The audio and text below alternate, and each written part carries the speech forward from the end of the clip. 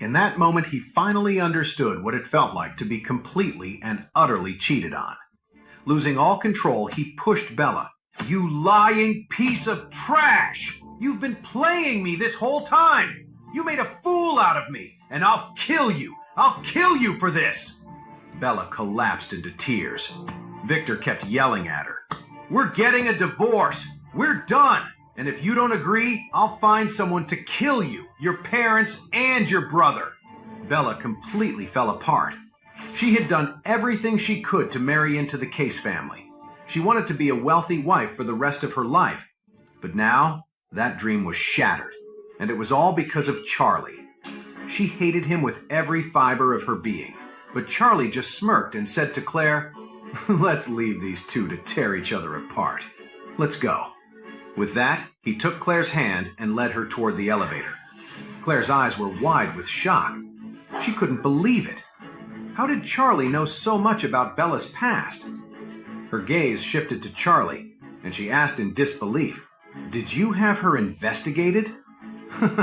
"How could I? Where would I get that kind of power?" Charlie laughed. "A friend of mine was really hurt by Bella a while back. He's been digging up dirt on her ever since. I just didn't expect it to be so useful tonight." With that, he guided her into the elevator. As soon as the doors closed, Charlie pressed the button for the top floor. Claire quickly asked, "Charlie, did you press the wrong button? The top floor is the Sky Garden, isn't it?" Charlie smiled. "The Sky Garden is exactly where we're going." The words hit Claire like a bolt of lightning. The Sky Garden? How could that be possible? Everyone in Oris Hill knew that the Sky Garden had been booked tonight by some mysterious, wealthy person. Even with all of Charlie's hidden talents, there was no way he could book the Sky Garden for their third wedding anniversary. But then, a wild idea popped into her head. Could Charlie be the mysterious man who had booked the entire Sky Garden? It seemed impossible, like a fairy tale. But right now, what other explanation was there? Thinking about it, Claire couldn't help but ask, "Charlie, did you book the Sky Garden?" Charlie smiled. "Yes, I wanted to give you the biggest surprise of your life today. A perfect wedding celebration that no one could ever replicate." "What?" Claire felt like her brain just shut down. If this was really the big surprise Charlie had planned for her, then didn't that make her the happiest woman in all of Oris Hill tonight? Her breath caught in her throat, and she could hardly think straight. Just as her mind was reeling, the elevator doors opened onto the top floor of the Aurelius Grand. A staff member at the entrance bowed slightly. "Miss Claire," he said with a smile, "on behalf of the Aurelius Grand, I'd like to offer our warmest congratulations to you and Mr. Charlie on your wedding anniversary tonight." Charlie waved his hand at the staff member. "You can all go now." Instantly, all the staff disappeared, leaving the entire Sky Garden to just Claire and Charlie. Claire felt like she was in a dream. She was standing in a massive, luxurious space.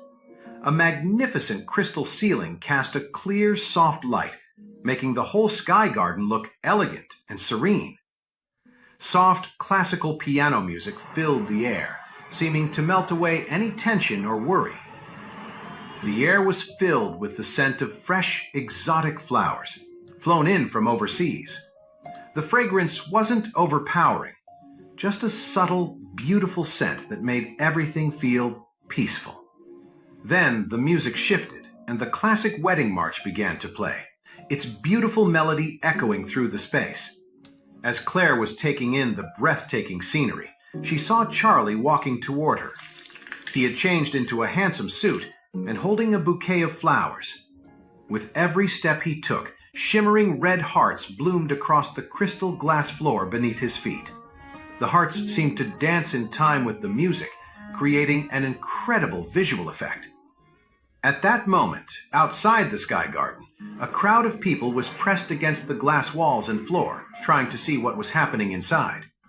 The only problem was that the glass of the Sky Garden had been intentionally blurred. They could just make out the figures of a young man and woman inside, and the beautiful flowers surrounding them.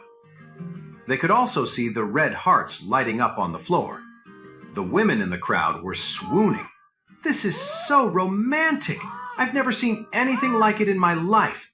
If I were her, I think I'd die from happiness right now. Oh my God! That guy must be that mysterious rich man. It's a shame we can't see his face. What a tease!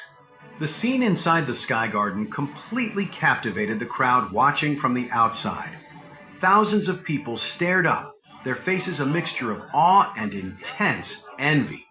Their eyes were filled with good wishes as they gazed at the grand garden that seemed to be floating in the sky. Countless women burst into tears, overwhelmed by a jealousy so strong they wished they could trade places with the woman inside, the star of this incredible night. Even though no one could see their faces clearly, they could all feel how incredibly happy she must be. Charlie walked toward her, gesturing to the sparkling city lights of Oris Hill outside the floor-to-ceiling windows. He looked at her lovingly and said, "Claire, I love you. I couldn't give you a proper wedding back then. I hope you like this one, a wedding just for the two of us." Claire finally snapped back to reality, covering her mouth with her hands as tears streamed down her face. They fell like little pearls onto the crystal floor. Hearing his words, Claire couldn't hold back her emotions any longer. She rushed forward and threw her arms around Charlie. "I love it! I really love it! Thank you! Thank you, Charlie! Thank you!" As she spoke, she cried even harder. In that moment, she felt that all the pain and disrespect she had endured for the past 3 years had been completely worth it. It didn't matter how Charlie had managed to do all this. Right now, she was happier than she had ever been. Tonight, she was the happiest woman in all of Oris Hill. Through the blurry crystal glass, the whole city of Oris Hill watched this incredibly grand wedding. And while tons of people were super envious, they were also wondering who the couple getting married in the Sky Garden was. The couple was a total mystery. It was just the two of them at the wedding. No family, no friends, not even a witness. On the crystal platform, Charlie took Claire's hand and pulled out a jade necklace he had waiting for her. "Claire, this is your wedding anniversary gift. I hope you like it." Claire looked at the flawless diamond necklace and, "Isn't this the masterpiece from the rare earth?" "Charlie, where did you get it?" As she spoke, Claire was stunned.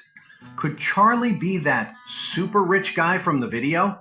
How else could this diamond necklace be in his hands? But no, that can't be right. She knew Charlie better than anyone. How could he be some super rich guy? He was the complete opposite of rich.